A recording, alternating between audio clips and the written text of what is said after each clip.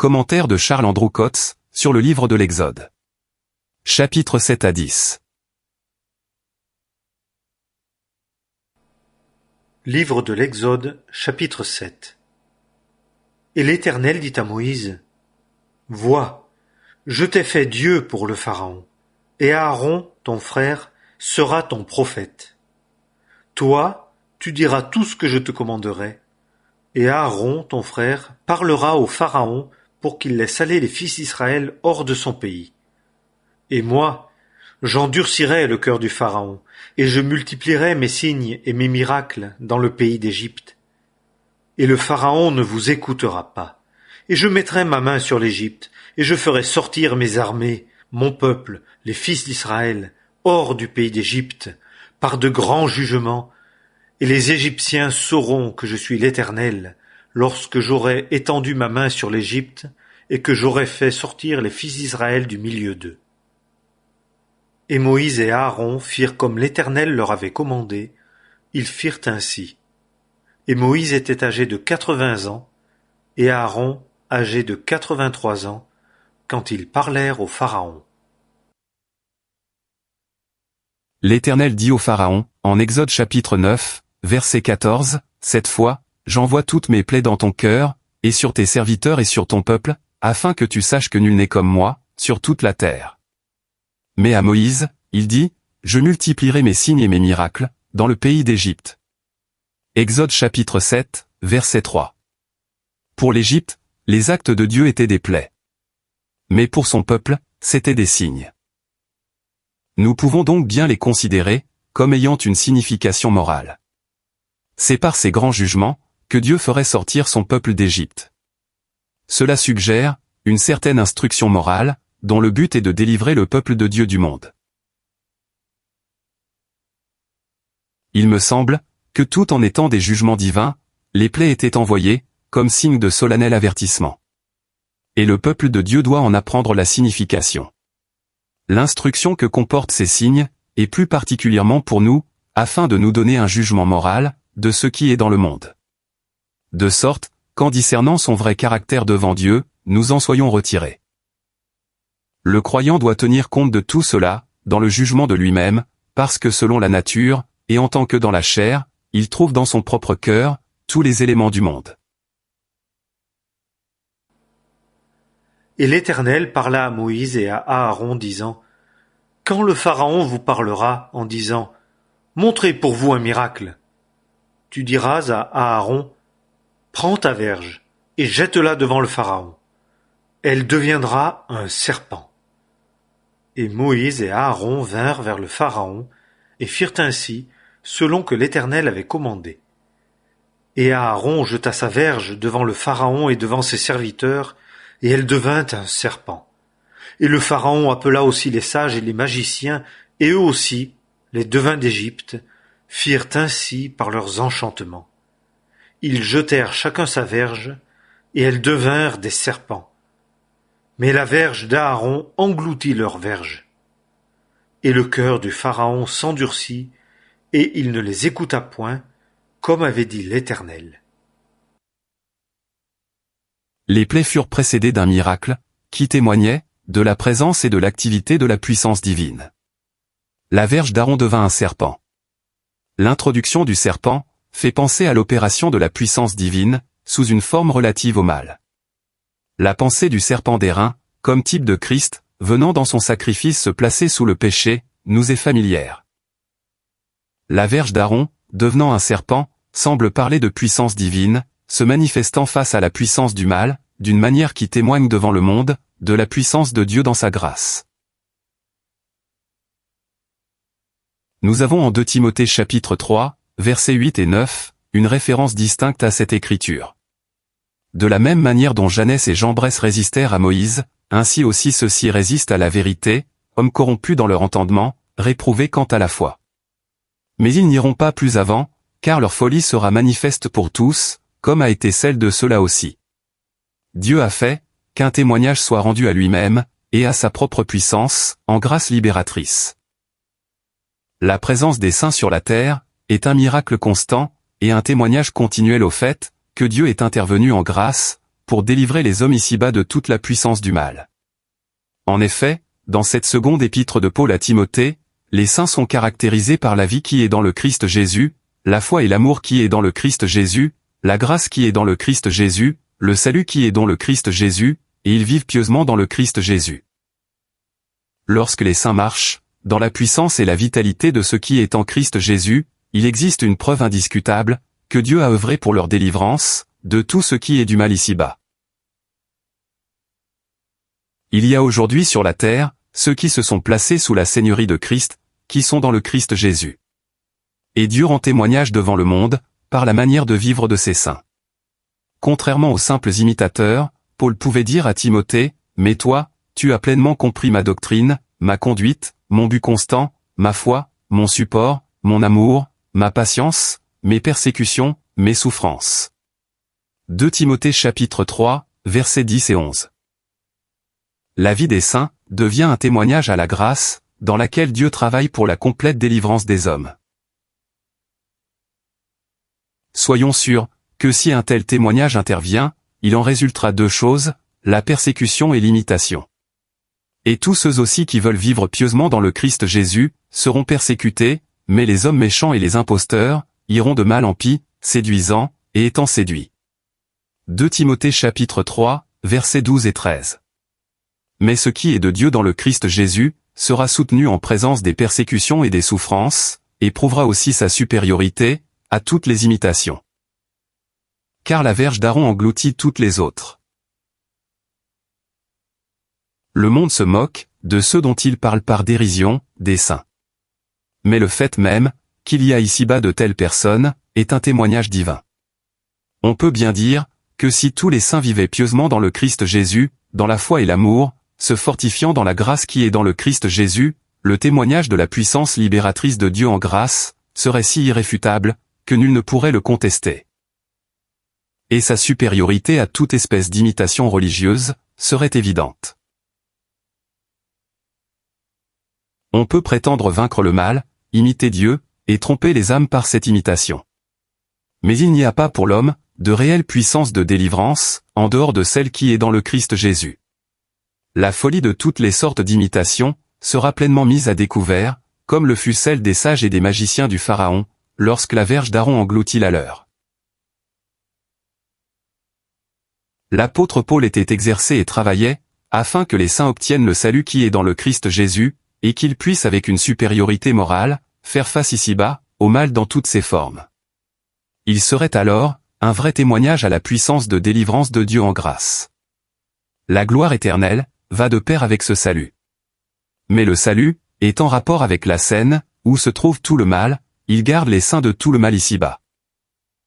La gloire éternelle par contre, sera le résultat de la grâce, dans une scène où aucun mal ne pourra jamais pénétrer. Il me semble, que les signes qui suivent, suggèrent différents traits caractéristiques du monde, comme étant sous le jugement divin. Dieu veut nous instruire, relativement au vrai caractère du monde, pour que nous soyons engagés à désirer et à rechercher, à en être complètement délivrés. On a souvent fait remarquer, la division de 9 des plaies, en 3 sections de 3 plaies chacune. La 10e plaie étant à part, comme un jugement final et décisif. Et l'Éternel dit à Moïse, « Le cœur du Pharaon est endurci. Il refuse de laisser aller le peuple.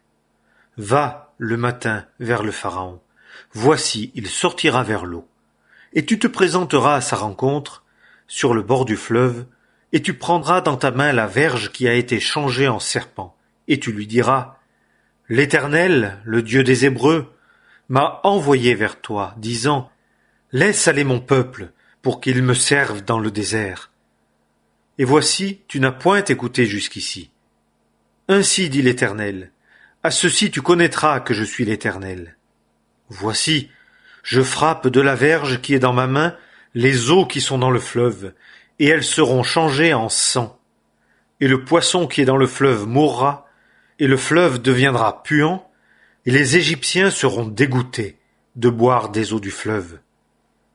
Et l'Éternel dit à Moïse, dis à Aaron, prends ta verge, et étends ta main sur les eaux des Égyptiens, sur leurs rivières, sur leurs canaux, et sur leurs étangs, et sur tous leurs amas d'eau, et elles deviendront du sang. Et il y aura du sang par tout le pays d'Égypte, et dans les vases de bois, et dans les vases de pierre. Et Moïse et Aaron firent ainsi selon que l'Éternel l'avait commandé. Et il leva la verge, et frappa les eaux qui étaient dans le fleuve, aux yeux du Pharaon et aux yeux de ses serviteurs, et toutes les eaux qui étaient dans le fleuve furent changées en sang.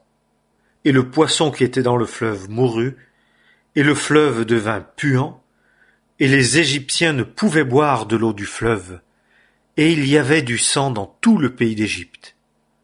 Et les devins d'Égypte firent de même par leurs enchantements. Et le cœur du Pharaon s'endurcit, et il ne les écouta point, comme avait dit l'Éternel. Et le Pharaon se tourna et entra dans sa maison, et n'appliqua pas son cœur à cela non plus. Et tous les Égyptiens creusèrent autour du fleuve, pour trouver de l'eau à boire, car ils ne pouvaient boire des eaux du fleuve. Et 7 jours s'accomplirent, après que l'Éternel eut frappé le fleuve. La première leçon que nous avons à apprendre, afin d'apprécier la délivrance du monde, est que tout ce qu'ils considèrent comme des sources de vie, les rivières, les fleuves, les étangs, les amas d'eau, et tous les vases, toutes ces sources de vie et de rafraîchissement, sont pleines de ce qui est moralement la mort. Elles sont là, dans l'indépendance de Dieu, dans l'homme qui accomplit sa volonté propre et sans frein, cherchant son plaisir et sa gloire, sans que dans leur cœur, ils ne tiennent aucun compte de Dieu. Le fait que Christ est mort ici-bas, est la preuve qu'il n'y a pas de place pour Dieu dans le monde. La vie même du monde, sous tous ses aspects, est le dérèglement, le péché. Et là où tout est péché, tout est moralement mort. Christ est mort au péché. Sa mort a mis fin à tous ses liens avec une telle scène. Il vit maintenant à Dieu, dans une autre sphère, et c'est là que se trouvent les véritables sources de vie. Romains chapitre 6, verset 10, et Colossiens chapitre 3, versets 1 à 3. Si nous avons vraiment appris cette première leçon relativement au monde, nous voyons que c'est un lieu dont nous pouvons bien désirer d'être délivrés. Si Dieu venait dans le monde tel qu'il est, le système entier serait réduit en miettes. Le caractère de la vie de ce monde est dans l'exclusion de Dieu. Christ n'y a aucune part. Il est mort au monde. Livre de l'Exode, chapitre 8. Et l'Éternel dit à Moïse, « Va vers le Pharaon et dis-lui, « Ainsi dit l'Éternel, laisse aller mon peuple pour qu'il me serve. Et si tu refuses de le laisser aller, voici, je vais frapper de grenouilles toutes tes limites.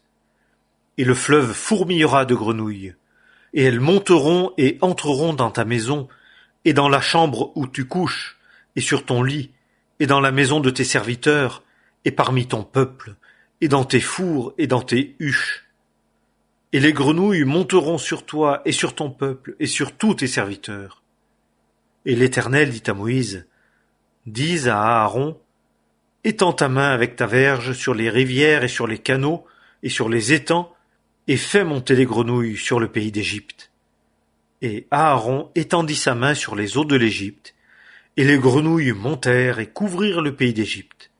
Et les devins firent de même par leurs enchantements, et firent monter des grenouilles sur le pays d'Égypte.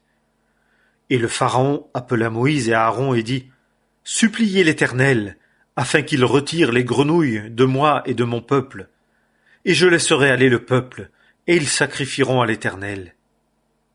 Et Moïse dit au Pharaon, glorifie-toi sur moi. Pour quand supplierai-je l'Éternel pour toi et pour tes serviteurs et pour ton peuple, afin qu'il ôte les grenouilles d'avec toi et de tes maisons? Il en restera seulement dans le fleuve. Et il dit, pour demain. Et il dit, selon ta parole, afin que tu saches que nul n'est comme l'Éternel notre Dieu. Et les grenouilles se retireront d'avec toi et de tes maisons, et d'avec tes serviteurs et d'avec ton peuple, et il en restera seulement dans le fleuve. Et Moïse et Aaron sortirent d'auprès du Pharaon, et Moïse cria à l'Éternel au sujet des grenouilles qu'il avait fait venir sur le Pharaon. Et l'Éternel fit selon la parole de Moïse. Et les grenouilles moururent dans les maisons, dans les cours et dans les champs, et on les amassa par monceaux, et la terre devint puante. Et le Pharaon vit qu'il y avait du relâche, et il endurcit son cœur, et ne les écouta pas, comme avait dit l'Éternel. Les grenouilles semblent être une figure des influences du mal, qui fourmillent dans le monde, ce qui résulte de l'impureté du cœur de l'homme. En Apocalypse chapitre 16, verset 13, 3 esprits immondes semblables à des grenouilles sortent de la bouche du dragon, de la bête et du faux prophète. Non seulement le cœur de l'homme, mais également le monde tout entier comme système, issu du cœur de l'homme sous la direction de Satan, ne produit que le mal et les influences impures. Éphésiens chapitre 2, verset 2. Nous en avons fait l'expérience en nous-mêmes. L'expérience de Romains chapitre 7 en est la preuve. Quand nous voulons pratiquer le bien, nous avons à apprendre que le mal est avec nous. Ceci jette une vive lumière sur le vrai caractère du monde et intensifie le désir d'en être délivré. Et l'Éternel dit à Moïse, « Dis à Aaron, étends ta verge et frappe la poussière de la terre, et elle deviendra des moustiques dans tout le pays d'Égypte. » Et ils firent ainsi. Et Aaron étendit sa main avec sa verge, et frappa la poussière de la terre, et elle devint des moustiques sur les hommes et sur les bêtes. Toute la poussière de la terre devint des moustiques dans tout le pays d'Égypte. Et les devins firent de même par leurs enchantements pour produire les moustiques, mais ils ne le purent. Et les moustiques furent sur les hommes et sur les bêtes. Et les devins dirent au Pharaon, « C'est le doigt de Dieu. » Et le cœur du Pharaon s'endurcit, et il ne les écouta point, comme avait dit l'Éternel. Au troisième signe, la poussière de la terre devint des moustiques. Nous ne pouvons penser à la poussière de la terre sans nous souvenir de la sentence solennelle prononcée à l'égard de l'homme en Genèse chapitre 3, verset 19. Car tu es poussière, et tu retourneras à la poussière. Toutefois dans ce signe, nous voyons la vie surgissant de la mort, figure frappante de la puissance de résurrection, que les devins de l'Égypte durent reconnaître être le doigt de Dieu. L'histoire de l'homme ne s'achèvera pas dans la mort.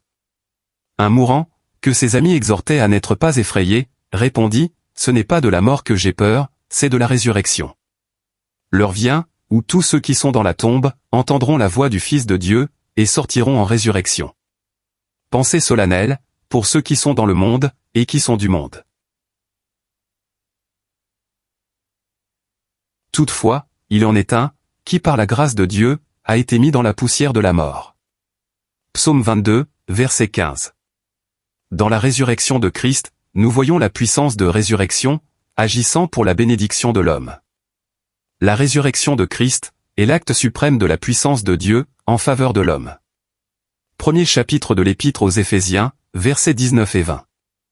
Il a été livré pour nos fautes, et a été ressuscité pour notre justification.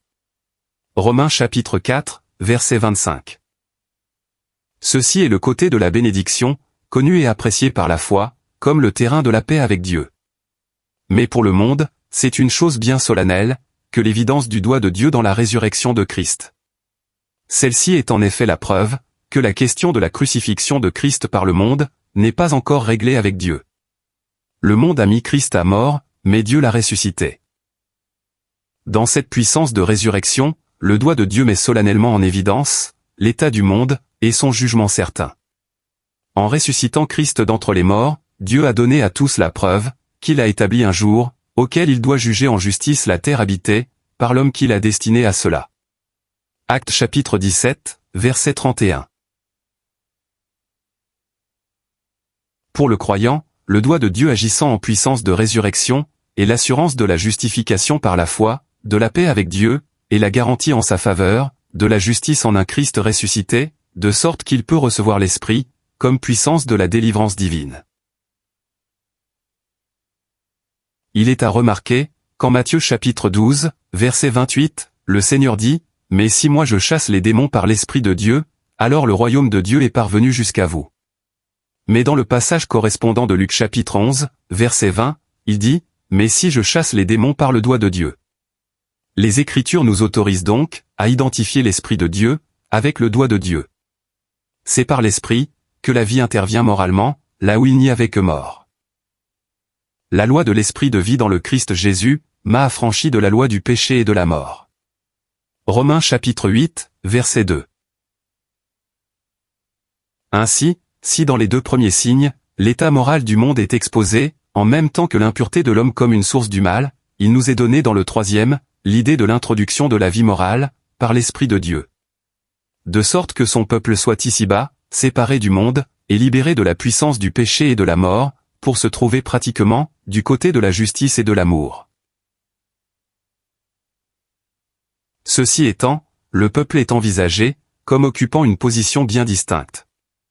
Au verset 22 et 23, de ce chapitre 8 du livre de l'Exode, Dieu dit à Pharaon par la bouche de Moïse, « Et je distinguerai en ce jour-là, le pays de Goshen, où se tient mon peuple, et je mettrai une séparation, ou littéralement, je mettrai une délivrance ou rédemption, entre mon peuple et ton peuple. » Le peuple de Dieu est considéré, comme ayant profité typiquement, des leçons des deux premiers signes, et comme ayant l'esprit comme vie, à cause de la justice, étant en conséquence séparé du monde, dans la puissance d'une délivrance divine, et sous la protection de Dieu. Ainsi, la signification des trois premiers signes correspondrait dans un sens à l'enseignement des chapitres 6, 7 et 8 de l'Épître aux Romains. Il en résulte que les croyants sont clairement distingués du monde. Goshen typifie le lieu où se trouvent ceux qui se tiennent pour morts au péché, mais pour vivants à Dieu dans le Christ Jésus, et qui ont appris quelle est leur propre faiblesse, et quel est le caractère méchant de la chair, mais qui ont l'esprit comme vie et comme puissance. Comme chacune des trois séries de signes, la deuxième commence le matin. Et ce qui distingue cette section, c'est que le pays de Goshen, où se tenait le peuple de Dieu, était préservé des mouches, de la peste et de l'ulcère. Ainsi, ces signes parlent de choses dont le peuple de Dieu, envisagé dans sa position et son état normaux, comme étant racheté et délivré, serait préservé. Et l'Éternel dit à Moïse, « Lève-toi de bon matin, et tiens-toi devant le Pharaon. Voici, il sortira vers l'eau, et tu lui diras, « Ainsi dit l'Éternel, laisse aller mon peuple pour qu'il me serve. Car si tu ne laisses pas aller mon peuple, voici, j'enverrai contre toi, et contre tes serviteurs, et contre ton peuple, et dans tes maisons, la mouche venimeuse. Et les maisons des Égyptiens seront remplies de mouches venimeuses, et aussi le sol sur lequel ils sont. Et je distinguerai en ce jour-là le pays de Goshen, où se tient mon peuple, en sorte que là, il n'y ait point de mouches venimeuses, afin que tu saches que moi, l'Éternel, je suis au milieu du pays. Et je mettrai une séparation entre mon peuple et ton peuple. Ce signe sera pour demain. » Et l'Éternel fit ainsi, et les mouches entrèrent en multitude dans la maison du Pharaon, et dans les maisons de ses serviteurs, et dans tout le pays d'Égypte. Et le pays fut ruiné par la mouche venimeuse. Et le Pharaon appela Moïse et Aaron et dit, « Allez, sacrifiez à votre Dieu dans le pays. » Et Moïse dit, « Il n'est pas convenable de faire ainsi, car nous sacrifierions à l'Éternel notre Dieu l'abomination des Égyptiens. Est-ce que nous sacrifierions l'abomination des Égyptiens devant leurs yeux, sans qu'ils nous lapidassent? Nous irons le chemin de 3 jours dans le désert, et nous sacrifierons à l'Éternel notre Dieu, comme il nous a dit. » Et le Pharaon dit, « Je vous laisserai aller, et vous sacrifierez à l'Éternel votre Dieu dans le désert. Seulement, ne vous éloignez pas trop en vous en allant. Priez pour moi. » Et Moïse dit, « Voici, je sors d'auprès de toi, et je supplierai l'Éternel, et demain les mouches se retireront du Pharaon, de ses serviteurs et de son peuple. Seulement, que le Pharaon ne continue pas à se moquer, en ne laissant pas aller le peuple pour sacrifier à l'Éternel. » Et Moïse sortit d'auprès du Pharaon, et supplia l'Éternel. Et l'Éternel fit selon la parole de Moïse, et il retira les mouches du Pharaon, de ses serviteurs et de son peuple, il n'en resta pas une. Et le Pharaon endurcit son cœur aussi cette fois, et ne laissa point aller le peuple. Les mouches sont de petits insectes, mais elles sont très irritantes. L'état de ce monde se manifeste de 1000 petites manières, qui sont autant d'occasions pour les hommes comme pour les femmes, de devenir une épreuve, les uns pour les autres. La malice, la fraude, l'hypocrisie, l'envie, et les médisances, sont choses universellement courantes dans le monde. Tite chapitre 3, verset 3, nous rappelle ce que nous étions autrefois sans Christ. Car nous étions nous aussi autrefois, insensés, vivant dans la malice et dans l'envie, haïssables, nous haïssant l'un l'autre. L'envie et la jalousie, comme aussi se mordre hypocritement, caractérisent grandement le monde. C'est une véritable plaie de mouche. Ces choses servent à montrer ce qu'est réellement l'homme, et quel est le caractère du monde. Et je distinguerai en ce jour-là, le pays de Goshen, où se tient mon peuple, en sorte que là, il n'y ait point de mouches venimeuses. Afin que tu saches que moi l'Éternel, je suis au milieu du pays. Chapitre 8, verset 22.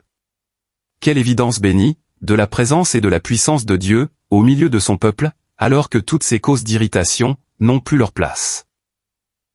Les saints qui marchent par l'Esprit, ayant par la grâce de Dieu une bonne conduite, sont à Goshen, et là, il n'y a pas de mouches. Ceci soulève la question de savoir, si expérimentalement, nous avons réellement atteint cette sphère, où l'on est sous la seigneurie de Christ, et où l'Esprit est la puissance nécessaire, pour nous délivrer concrètement de telles choses. Goshen représente sur la terre, une sphère, qui est en contraste moral, avec ce que l'on estime dans le monde. C'est un lieu, où ont été mises de côté, les choses telles que celles typifiées par les mouches, où le pur lait de la parole, est ardemment désiré, et où les élus qui y séjournent, croissent par lui à salut. Si nous étions maintenus, dans la puissance de ce dont parle le doigt de Dieu, il n'y aurait pas de mouches, rien qui procédant de la chair en nous, soulève la chair chez les autres. L'absence de telles choses, est l'évidence que Dieu est au milieu de son peuple, en puissance libératrice.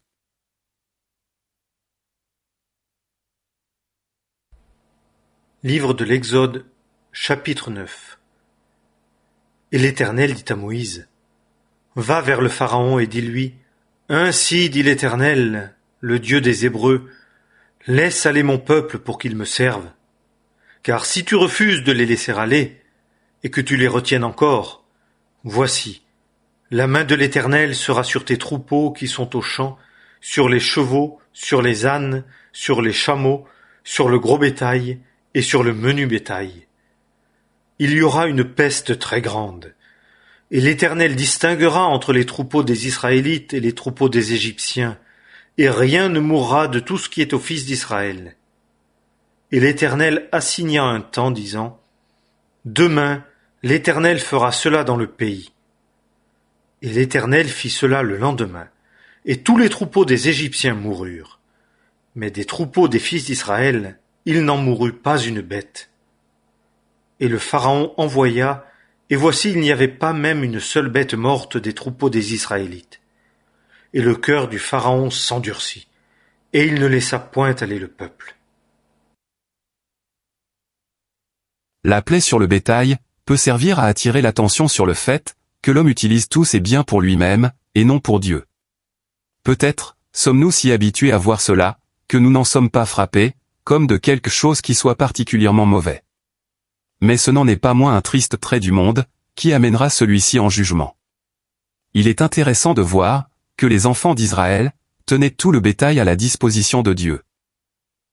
Le verset 26 du chapitre 10 nous le montre clairement. Nos troupeaux aussi iront avec nous. Il n'en restera pas un ongle, car nous en prendrons pour servir l'Éternel, notre Dieu. Et nous ne savons pas comment nous servirons l'Éternel, jusqu'à ce que nous soyons parvenus là. C'est pourquoi, les troupeaux des Israélites ne furent pas atteints par la peste. Si réellement les saints se sont donnés premièrement eux-mêmes au Seigneur, selon 2 Corinthiens chapitre 8, verset 5, ils tiennent évidemment à sa disposition tout ce qu'ils ont. L'ennemi résistera de toute sa puissance à un tel triomphe de la grâce. Mais Dieu soutiendra et protégera son peuple, dans son désir de mettre tout à sa disposition, pour son saint service.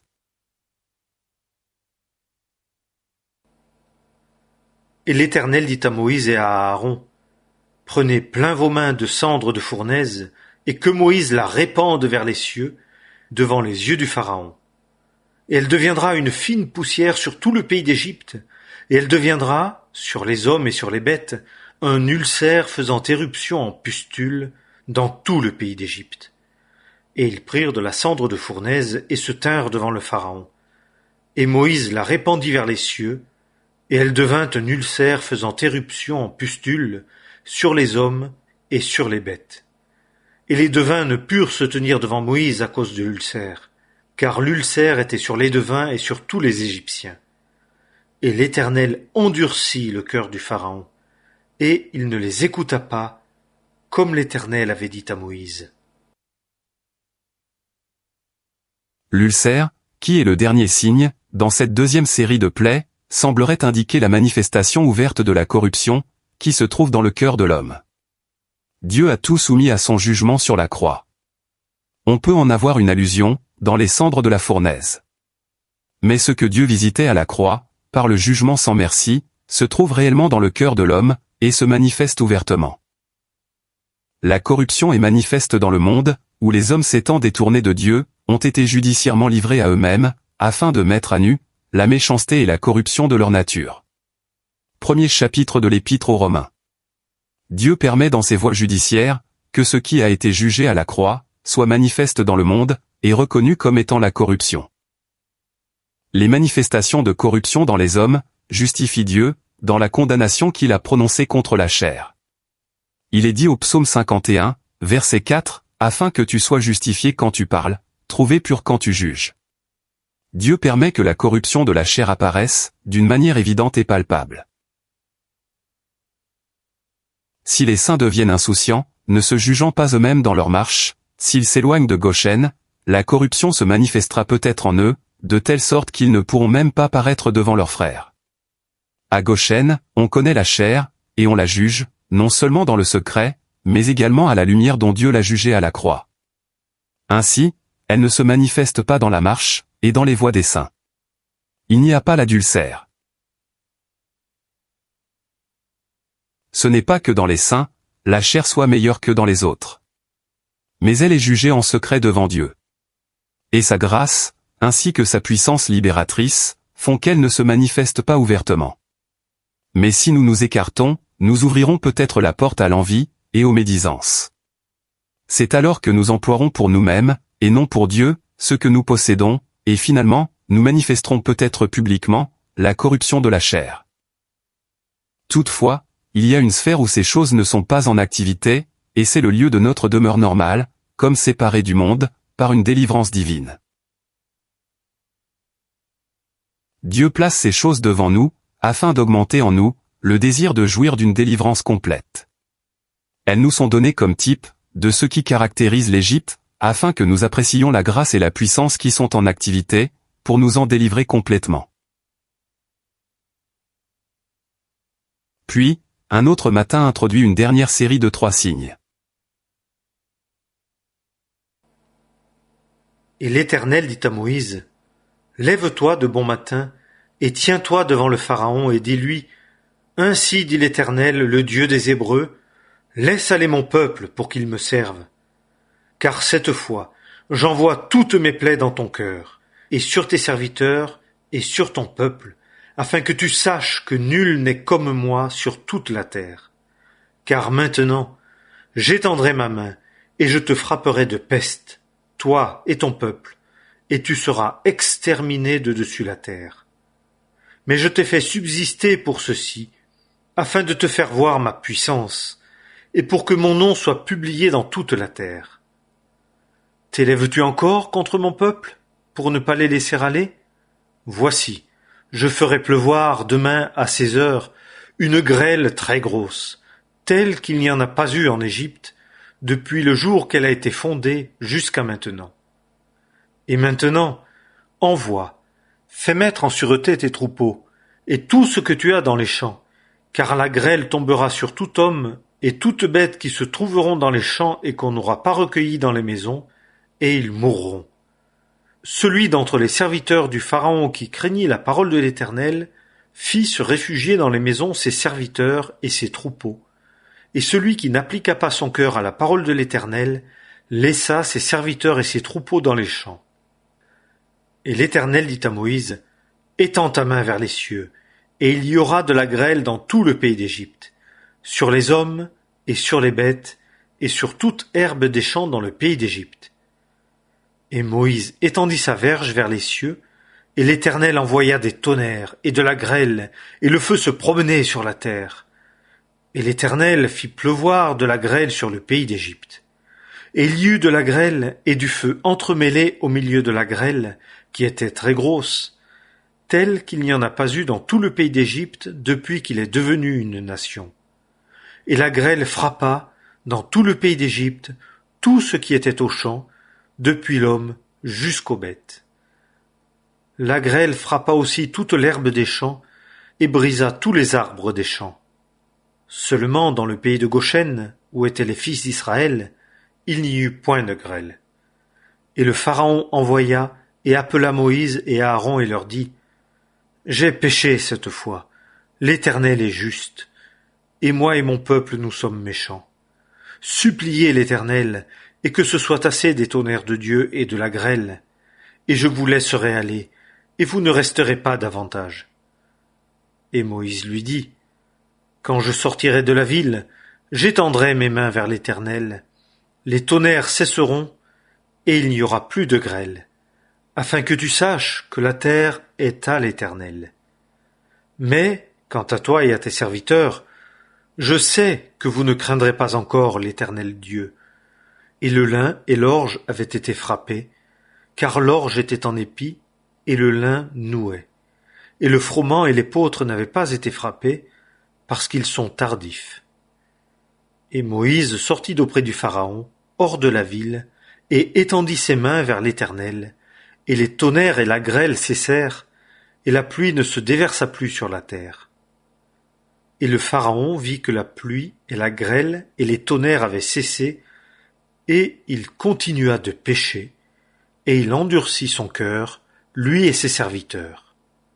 Et le cœur du Pharaon s'endurcit, et il ne laissa point aller les fils d'Israël, comme l'Éternel avait dit par Moïse. J'ai l'impression que dans cette série, les plaies préfigurent les manifestations futures et finales du mal dans le monde, ainsi que les interventions judiciaires de Dieu, telles que nous les voyons dans l'Apocalypse. Dieu agira à l'égard de tous les éléments qui sont dans le monde, et il nous a donné des indications prophétiques, relativement à ces voies. La grêle très grosse, telle qu'il n'y en a pas eu en Égypte, depuis le jour qu'elle a été fondée, jusqu'à maintenant, semble suggérer ces jours de tribulation à venir, où les forces divines seront rassemblées, contre le cœur endurci et la volonté de l'homme, ainsi que contre ces puissances de méchanceté, dont l'homme est devenu la dupe volontaire, et l'instrument. Dieu a parlé à Job, des trésors de la grêle, qu'il a mis en réserve, pour le temps de la détresse, pour le jour du combat et de la guerre. Job chapitre 38, versets 22 et 23. Nous pouvons dire avec solennité, que le moment est proche, où Dieu déclarera la guerre. Il annonce aujourd'hui, la paix par Jésus-Christ, et sa longue patience et salut. Mais il ne tardera pas à déclarer la guerre. Il sortira dans sa force, pour combattre contre toute la puissance du mal, et seuls ceux qui le craignent y échapperont. Nous pouvons voir cela en Apocalypse chapitre 14, verset 7, et remarquer son appel universel, « Craignez Dieu ».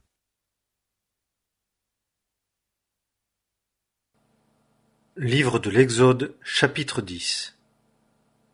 Et l'Éternel dit à Moïse, « Va vers le Pharaon, car j'ai endurci son cœur, et le cœur de ses serviteurs, afin que je mette ces miens signes au milieu d'eux, et afin que tu racontes aux oreilles de ton fils et du fils de ton fils ce que j'ai accompli en Égypte, et mes signes que j'ai opérés au milieu d'eux, et vous saurez que moi, je suis l'Éternel. » Et Moïse et Aaron vinrent vers le Pharaon et lui dirent, « Ainsi dit l'Éternel, le Dieu des Hébreux, jusque à quand refuseras-tu de t'humilier devant moi? Laisse aller mon peuple pour qu'il me serve. Car si tu refuses de laisser aller mon peuple, voici, je vais faire venir demain des sauterelles dans tes confins, et elles couvriront la face de la terre, de sorte qu'on ne pourra pas voir la terre. Et elles mangeront le reste qui est échappé, que la grêle vous a laissé, et elles mangeront tout arbre qui croît dans vos champs, et elles rempliront tes maisons, et les maisons de tous tes serviteurs, et les maisons de tous les Égyptiens, ce que tes pères n'ont point vu, ni les pères de tes pères, depuis le jour qu'ils ont été sur la terre, jusqu'à ce jour. Et il se tourna et sortit d'auprès du Pharaon. Et les serviteurs du Pharaon lui dirent, « Jusque à quand celui-ci sera-t-il pour nous un piège? Laisse aller ces hommes, et qu'ils servent l'Éternel leur Dieu. Ne sais-tu pas encore que l'Égypte est ruinée? » Et on fit revenir Moïse et Aaron vers le Pharaon, et il leur dit, « Allez, servez l'Éternel votre Dieu. Qui sont ceux qui iront? » Et Moïse dit, « Nous irons avec nos jeunes gens et avec nos vieillards, nous irons avec nos fils et avec nos filles, avec notre menu bétail et avec notre gros bétail, car nous avons à célébrer une fête à l'Éternel. » Et il leur dit, « Que l'Éternel soit ainsi avec vous. Comme je vous laisserai aller avec vos petits-enfants, regardez, car le mal est devant vous. Il n'en sera pas ainsi. Allez donc, vous les hommes faits, et servez l'Éternel, car c'est là ce que vous avez désiré. » Et on les chassa de devant la face du Pharaon. Et l'Éternel dit à Moïse, « Étends ta main sur le pays d'Égypte pour les sauterelles, et qu'elles montent sur le pays d'Égypte, et qu'elles mangent toute l'herbe du pays, tout ce que la grêle a laissé. » Et Moïse étendit sa verge sur le pays d'Égypte, et l'Éternel amena sur le pays un vent d'Orient tout ce jour-là et toute la nuit. Le matin arriva, et le vent d'Orient apporta les sauterelles. Et les sauterelles montèrent sur tout le pays d'Égypte, et se posèrent dans tous les confins de l'Égypte, un fléau terrible. Avant elles, il n'y avait point eu de sauterelles semblables, et après elles, il n'y en aura point de pareilles. Et elles couvrirent la face de tout le pays, et le pays fut obscurci, et elles mangèrent toute l'herbe de la terre, et tout le fruit des arbres que la grêle avait laissés, et il ne demeura de reste aucune verdure aux arbres, ni à l'herbe des champs, dans tout le pays d'Égypte. Et le Pharaon se hâta d'appeler Moïse et Aaron et dit, « J'ai péché contre l'Éternel, votre Dieu, et contre vous, et maintenant pardonne, je te prie, mon péché, seulement pour cette fois, et suppliez l'Éternel, votre Dieu, afin seulement qu'il retire de dessus moi cette mort-ci. » Et il sortit d'auprès du Pharaon, et il supplia l'Éternel. Et l'Éternel tourna le vent en un vent d'Occident très fort, qui enleva les sauterelles et les enfonça dans la mer Rouge. Il ne resta pas une sauterelle dans tous les confins de l'Égypte. Et l'Éternel endurcit le cœur du Pharaon, et il ne laissa point aller les fils d'Israël. La plaie des sauterelles semble figurer le jour où aucun brin de verdure ne subsistera pour les hommes, rien de ce qui est réellement agréable aux yeux, ou bon pour la nourriture. Les hommes rêvent depuis des siècles, de jours meilleurs, et œuvrent pour les instaurer. Mais la réalité dans ce monde sera, qu'il ne leur restera plus la moindre consolation. Tel sera le résultat des effets des principes du mal, qui au fond caractérisent le monde. Et ces principes du mal sont, le dérèglement envers Dieu, et l'égoïsme envers l'homme. Et l'Éternel dit à Moïse, « Étends ta main vers les cieux, et il y aura sur le pays d'Égypte des ténèbres, et on touchera de la main les ténèbres. » Et Moïse étendit sa main vers les cieux, et il y eut d'épaisses ténèbres dans tout le pays d'Égypte 3 jours. On ne se voyait pas l'un l'autre, et nul ne se leva du lieu où il était pendant 3 jours. Mais pour tous les fils d'Israël, il y eut de la lumière dans leurs habitations. Et le Pharaon appela Moïse et dit, « Allez, servez l'Éternel. Seulement, que votre menu et votre gros bétail restent. Vos petits-enfants aussi iront avec vous. » Et Moïse dit, « Tu nous donneras aussi dans nos mains des sacrifices et des holocaustes, et nous les offrirons à l'Éternel notre Dieu. Nos troupeaux aussi iront avec nous. Il n'en restera pas un ongle, car nous en prendrons pour servir l'Éternel notre Dieu. Et nous ne savons pas comment nous servirons l'Éternel, jusqu'à ce que nous soyons parvenus là. Et l'Éternel endurcit le cœur du Pharaon, et il ne voulut pas les laisser aller. Et le Pharaon lui dit, Va-t'en d'auprès de moi, garde-toi de revoir ma face, car au jour où tu verras ma face, tu mourras. Et Moïse dit, Comme tu l'as dit, je ne reverrai plus ta face. Les ténèbres parlent du retrait de la lumière divine. L'homme est très occupé aujourd'hui à masquer ses fenêtres pour empêcher la lumière de pénétrer. Il ne se passe guère de jours que nous n'entendions parler de quelque nouvelle infidélité de la part des hautes sphères religieuses. L'homme finira par exclure la lumière de la révélation, celle de la loi, et même celle de la nature, et il ne lui restera que les ténèbres de l'apostasie. Dieu laissera l'homme pendant un temps, dans les ténèbres qu'il aime, mais sur lesquelles il exercera son jugement. Certains pourraient être tentés de se demander, en quoi tout cela nous intéresse-t-il ? Il serait dommage que cela ne nous incite pas à nous éloigner complètement du monde de l'Égypte, ce monde qui nous environne, et que caractérisent les traits que nous avons considérés. Nous pouvons également envisager le peuple de Dieu comme étant dans le désert. C'est dans cette position qu'ils sont vus plus loin dans le livre. Ils peuvent aussi être considérés comme étant dans le pays de la promesse de l'Éternel. Mais si on les envisage comme étant en Égypte, il n'y a de protection divine qu'à Goshen. Il y a de la lumière dans les demeures de l'Israël de Dieu, la lumière de Christ, de celui qui est mort au péché et qui vit à Dieu, qui aime la justice, et a en horreur l'iniquité, qui est connu en résurrection en dehors du monde. Sous sa seigneurie et sa primauté, il nous est possible même maintenant d'échapper aux éléments du monde, et nous sommes gardés en fraîcheur pour Dieu, par son esprit, dans la sainte lumière du Dieu béni, révélée en grâce. Goshen est le lieu où un saint peuple marche par l'esprit, dans la communion du Fils de Dieu, et où il est préservé par la fidélité de Dieu. Cela fait penser à la communion, dans laquelle les saints ont le privilège de marcher ensemble, tout en étant environnés du mal. Les ténèbres s'épaississent autour d'eux, mais il y a à Goshen des demeures, où les choses sont envisagées du point de vue de Christ et de sa mort. Là, il y a de la lumière divine. Tout ce qui est écrit dans le livre de l'Apocalypse, au sujet des jugements à venir qui tomberont sur le monde, a pour but d'amener les saints dès maintenant, à être en accord moral avec ces jugements. S'il est écrit par exemple, que Babylone est tombée, c'est afin que pour chacun des saints, le système entier de la gloire et de la corruption humaine, que Babylone représente, soit dès maintenant considéré, comme un système qui est tombé.